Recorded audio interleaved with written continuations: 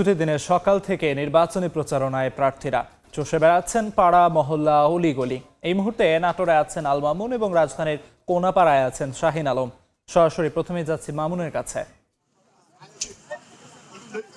নাটোরের বিএনপির প্রার্থী রুহুল কুদ্দুস তালুকদার দুলু, যিনি নাটোর সদর আসনে রয়েছেন, তিনি কিন্তু এই প্রচারণা সকাল থেকে শুরু করছেন। তিনি আজ রয়েছেন নাটোর সদর উপজেলার তেবাড়িয়া ইউনিয়নে এবং তেবাড়িয়া ইউনিয়নে তিনি প্রথমে চৌধুরী বরগাছা পাঁচপাড়া পথসভা করেছেন ওই ওয়ার্ডে, এখন রয়েছেন বলমিনগুড়িয়া এবং তিনি কিন্তু পুরো এলাকায় তিনি এই আজকে তেবাড়িয়া ইউনিয়ন পুরো ঘুরবেন এবং ঘুরে কিন্তু তিনি আজকে নির্বাচনী গণসংযোগ তিনি সম্পূর্ণ করবেন।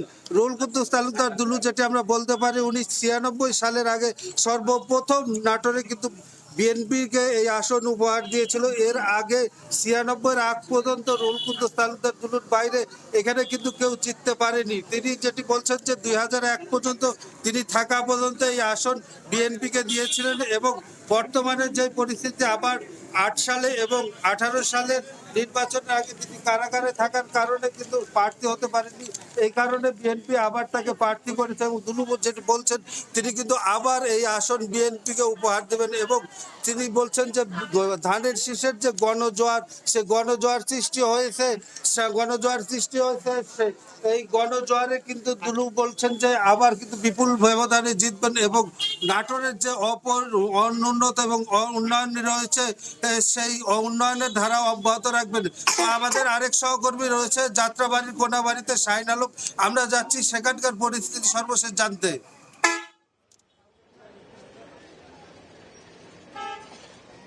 ত্রয়োদশ জাতীয় সংসদ নির্বাচনের প্রচারণার তৃতীয় দিন আজ। নির্বাচনী প্রচারণায় আমরা এই মুহূর্তে আছি ঢাকা 5 আসনে। এখান থেকে সকালেই প্রচারণায় বেরিয়েছেন এই আসনের জামায়াত ইসলামের দাঁড়িপাল্লা প্রতীকের মনোনীত প্রার্থী মোহাম্মদ কামাল হোসেন। তিনি সকাল থেকে প্রচারণা করছেন। এই মুহূর্তে আমরা আছি কোনাপাড়া বাজারে। এখানে তিনি দলীয় আসলে নেতাকর্মীদেরকে নিয়ে বাজারে গণসংযোগ করছেন।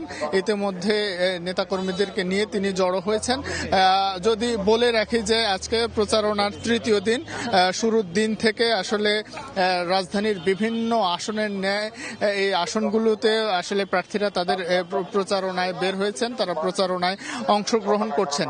বিশেষ করে আমরা যেটি দেখছি হচ্ছে প্রার্থীরা ভোটারদের কাছে যাচ্ছেন, ভোটারদের কাছে নির্বাচনী যে ইশতেহার, নির্বাচনী প্রতিশ্রুতি দিচ্ছেন এবং ভোটারদের মধ্যেও আমরা ব্যাপক উৎসাহ আসলে দেখতে পাচ্ছি। আসলে এই নির্বাচনে যেটি দেখছি যে ভিন্ন আঙ্গিকে প্রচারণা অনুষ্ঠিত হচ্ছে। অন্যান্য নির্বাচনের ন্যায় এবার কিন্তু খুব বেশি ফেস্টুন আমাদের চোখে পড়ছে না এবং আমরা যেটি দেখছি যে প্রার্থীরা ছোট ছোট লিফলেট হাতে করে আসলে ভোটারদের কাছে আসলে সেই লিফলেটগুলো দিচ্ছেন এবং নির্বাচনী যে প্রতিশ্রুতি সেগুলো তারা ভোটারদেরকে দিচ্ছেন এবং বিশেষ করে প্রার্থীরা যেটি বলছেন যে এই সংসদীয় আসনে আসলে যে মৌলিক যে সমস্যাগুলো রয়েছে সেই সমস্যাগুলো দূরীকরণে তারা কাজ করবেন এবং সেই সমস্যাগুলো তারা নির্বাচিত হলে প্রাথমিকভাবে সেই সমস্যাগুলোর দিকে বিশেষ করে নজর দিবেন।